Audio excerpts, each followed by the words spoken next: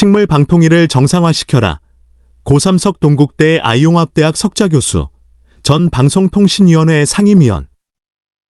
1년 넘게 파행을 넘어서 마비 상태에 빠진 방송통신위원회, 이하 방통위, 정상화의 물꼬가 드디어 트였다.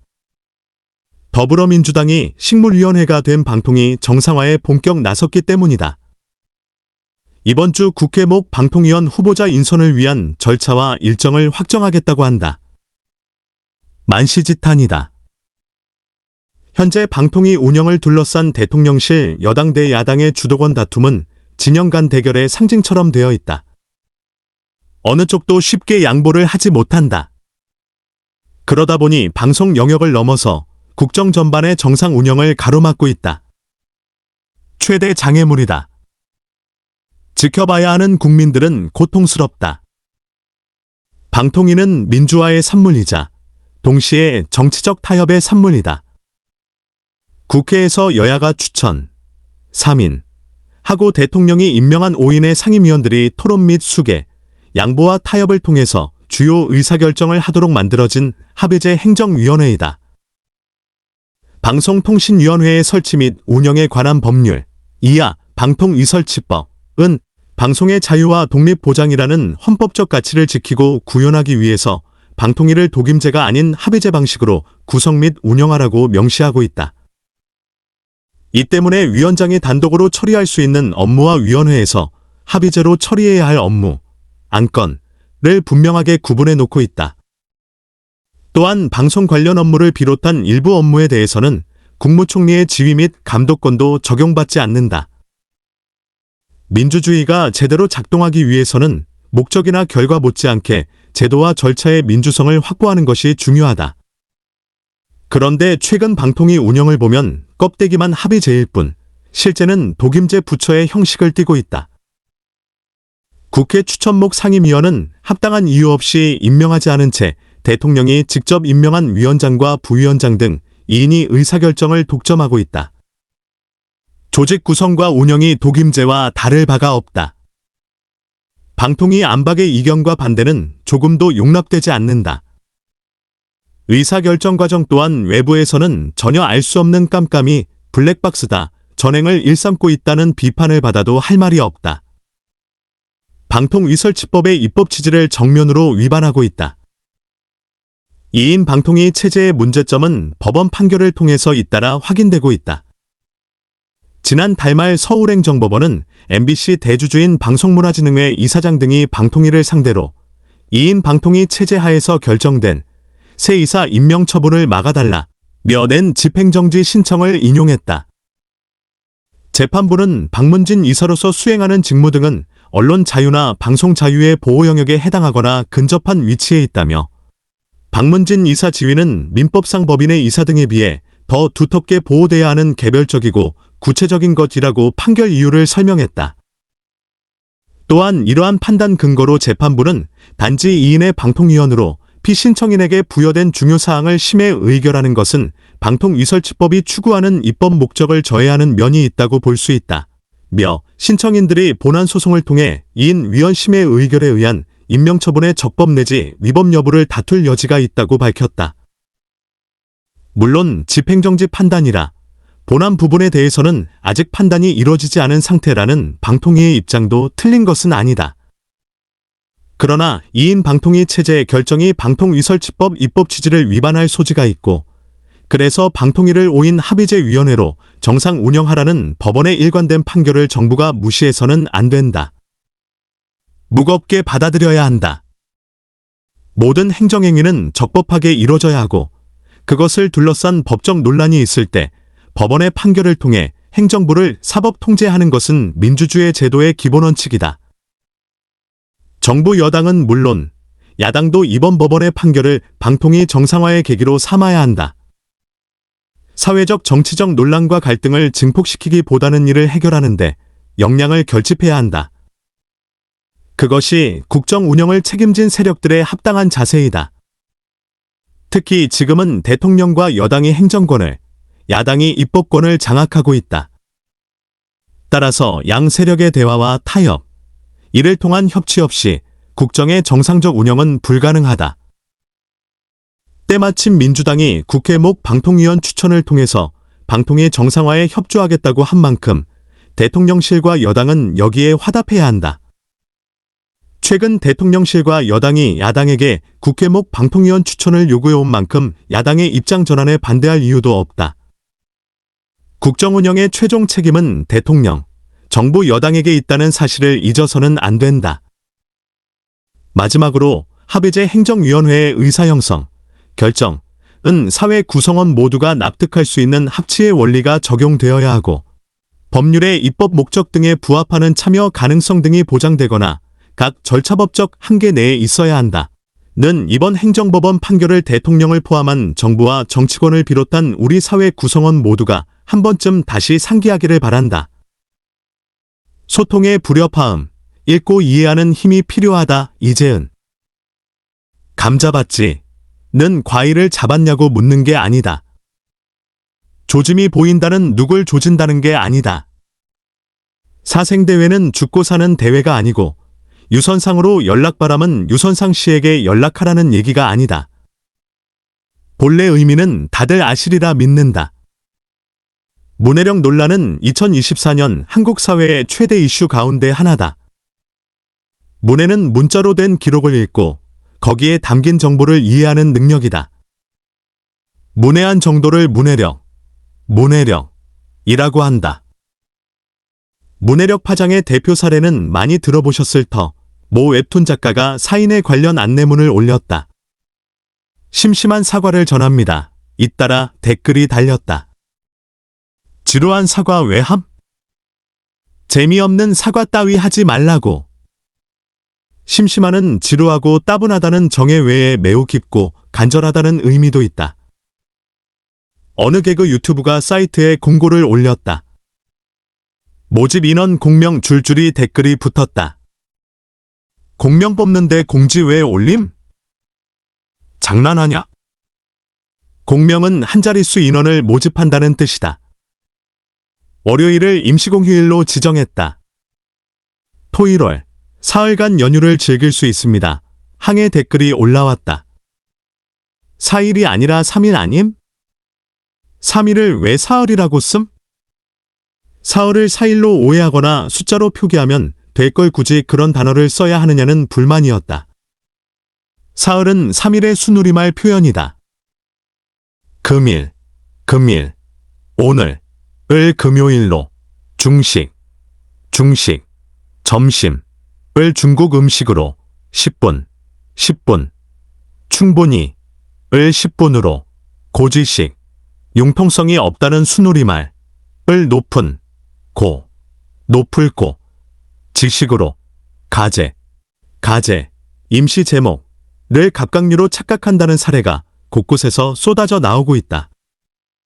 병원이나 약국에서 처방된 투약 설명서를 파악하지 못하거나 보험 규정을 해석하지 못하는 등 생활에서 불편을 겪는 사람들도 점점 늘고 있다고 한다. 학생들의 문해력 실태를 다룬 방송이 있었지만 비단 학교에 국한되지 않는다. 많은 성인이 글을 읽는데 어려움을 겪는다는 사실은 통계로도 확인할 수 있다. 국가평생교육진흥원이 발표한 제3차 성인문해 능력조사 2021에 따르면 일상에 필요한 문해력을 갖추지 못한 수준 1분, 초등 1, 2학년은 4.5%, 기본적인 읽기와 쓰기, 계산 등은 가능하지만 활용이 미흡한 수준 2분, 초등 3에서 6학년, 은 4.2%다. 전체 성인의 8.7%가 한국어의 뜻과 맥락을 제대로 짚지 못한다는 것이다. 소통의 불협화음이다. 무라타 사야카의 소설 컬처 쇼크에는 균일의 세계에 사는 부녀가 나온다. 아버지는 심하게 스트레스를 받은 날이면 더더욱 예민해져서 똑같은 빌딩, 똑같은 광경, 똑같은 음식, 균일은 이제 질렸어. 라고 소리 지른다. 반면 나는 나란한 치아처럼 동일한 광경이 아름답다고 생각한다. 아버지를 따라 옛 도시인 컬처 쇼크에 온 아이는 한밤중 몰래 호텔에서 나왔다가 화려한 옷을 입은 노파를 만난다. 놀란 아이는 균일어로 말하는데 표현되는 건 뿐이다. 노파가 인상을 쓰자 아이는 애니메이션에서 본 멸망한 옛 도시의 언어를 가까스로 생각해낸다. 균일에서 왔다고 말하자 노파는 가엾은 표정으로 아이를 본다. 그러곤 자기가 먹던 음식을 내미는데 아이는 맛이 뭔지 모른다고, 맛이란 건 어쩐지 기분 나쁘다고 대답한다. 균일에서 먹는 음식은 맛도 냄새도 없기 때문이다. 노인은 한숨을 쉬며 말한다. 문화를 모르는구나. 불쌍한 녀석이로군. 문화는 사회에서 습득되는 행동이나 생활에서 얻어지는 물질적, 정신적 소득이다. 여기에는 언어, 풍습, 종교, 학문, 예술 등이 포함된다. 특정 지역에서 동시대를 사는 사람들은 비슷한 문화를 향유하고 소통하기 마련이다. 그 첫 단추가 언어가 아닐까? 균일의 세계에서 온 아이가 아를 언어로 인식하는 건 오감을 표현할 기회도, 감정을 드러낼 기회도 없어서였다. 그 세계에서는 똑같은 얼굴, 똑같은 말씨, 똑같은 교육을 당연하게 여겼다.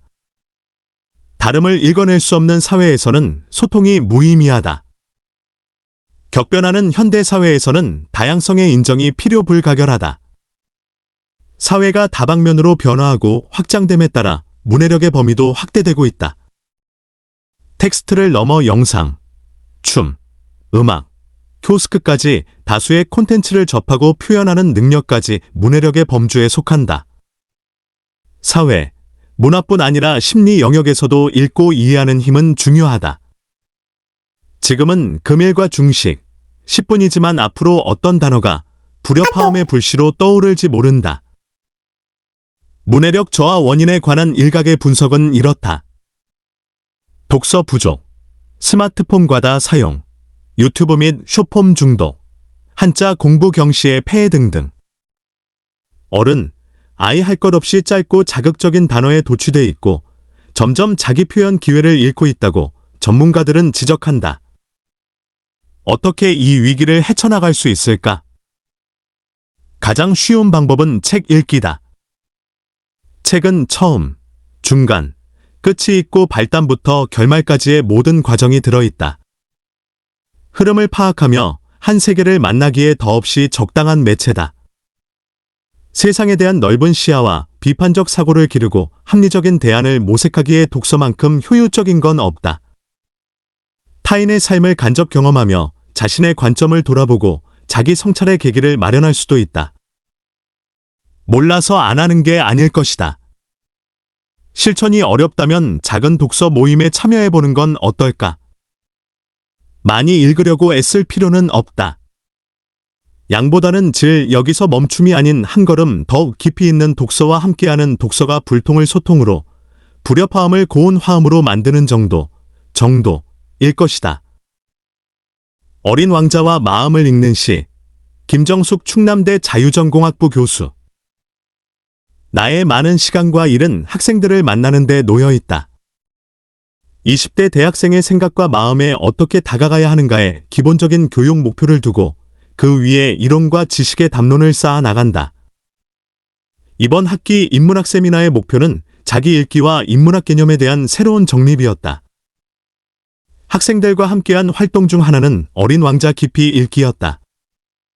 한 번쯤 접해보았을 익숙한 책을 선정한 이유는 한 권의 책은 언제, 어떻게, 누구와 함께 읽는가에 따라 새로운 것들을 보여주기 때문이다. 책 읽기의 방법은 낭독이었다.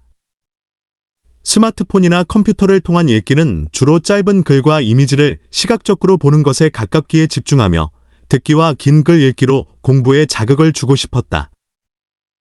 3년여의 코로나 19시기를 경험한 학생들은 대학 생활의 절반 이상을 비대면으로 보냈기 때문에 대면 토의와 토론, 조별 활동과 발표를 거의 경험하지 못한 상황도 고려한 방법이었다. 한 학생이 정해진 분량을 읽는 동안 다른 학생들은 듣고 다시 다른 학생이 읽는 과정을 거친 후 인상 깊은 구절과 의미를 발표하며 현재의 자신과 우리 사회에 적용해보는 과정으로 진행되었다.